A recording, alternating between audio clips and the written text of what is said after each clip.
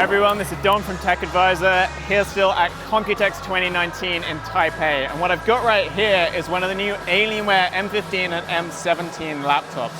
So what we'll see with these is that they have finally introduced the Legend design that we saw in the Area 51M earlier this year. And now it's come through to their other sort of smaller, more manageable, more usable laptops, I kind of want to say. It's interesting timing for the redesign because it was only last year basically that we got the M15 and the M17 each had a refresh. They got this sort of slightly angled top setup and all this stuff, and they generally weren't very well received. They had a lot of heating issues. People weren't huge fans of the design. And then the Area 51M came out with this brand new Legend design language. Everyone fell in love with it. And so it was only a matter of time it came to the other laptops, but it does feel quite soon. And if you bought one of the last generation M15 or M17, you might be feeling a little bit put out right now. So what we get is we get this nice sort of engraved like 15-inch model, the illuminated Alienware logo as you always get. This nice like chunky like, it's kind of obviously it's like the fan exhaust room is where you get all the ports set up on the back here. But it also, for me, it brings to mind nothing more than like a spaceship exhaust, which I love. I'm sure that's basically what they're going for. They talked a lot about going to like looking at sci-fi movies as reference design. This feels very, UFOs should look like this, which is exactly what you want from an Alienware laptop. Obviously, a huge set of cooling stuff, more ports there. Simple color setup. This is the dark side of the moon color. There's also lunar light, I think, which is basically a kind of off-white, silvery kind of color. The whole thing's also thinner and lighter than it used to be. Again, all these gaming laptops you just slowly managed to shrink down a little bit. The keyboards also had a decent overhaul, which is welcome. The keys are a little bit bigger. There's now per key RGB lighting. The trackpad's now sort of a new precision glass trackpad. I haven't had a chance to test it all properly. Oh, and the keys have higher key travel as well, which is really welcome. So if you weren't in love with the keyboard on the last model, which I know a lot of people weren't, again, this is hopefully just a step in the right direction.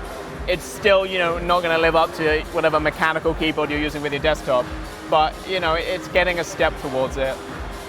Display-wise, you've got a load of different options. Depends a bit which model you go for. So if you get sort of choice of different screen refresh rates.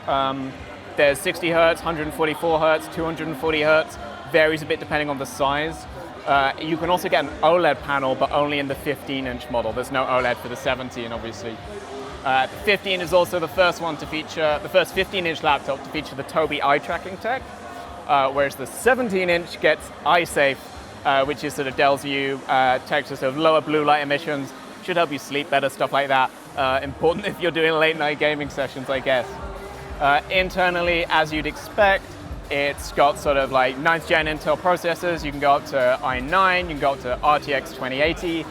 One oddity is the RAM only goes up to 16 gig from what I can tell from the spec sheet, which seems a little low, especially considering you can get like XPS 13s with 32 gig of RAM. So it feels a bit weird that this caps out at 16, and that definitely feels like an omission to me.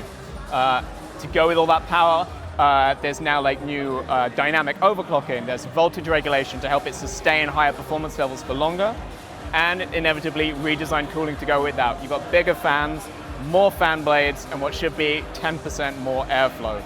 So basically this is kind of an improvement all around. The screen's better, the keyboard's better, the trackpad's better, the internal specs are better, the cooling's better, and the design is way, way, way better. It looks really nice. It actually is kind of slim and portable in a way last year's M15 wanted to be, but never really felt like it was.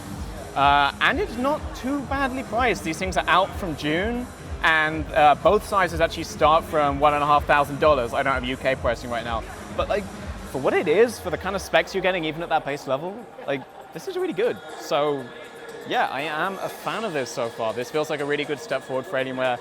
This feels like the right follow through after the Area 51M, which looked great, but was way too much for most people's needs. This is a bit more manageable, but still has that Legend design, which we are big fans of.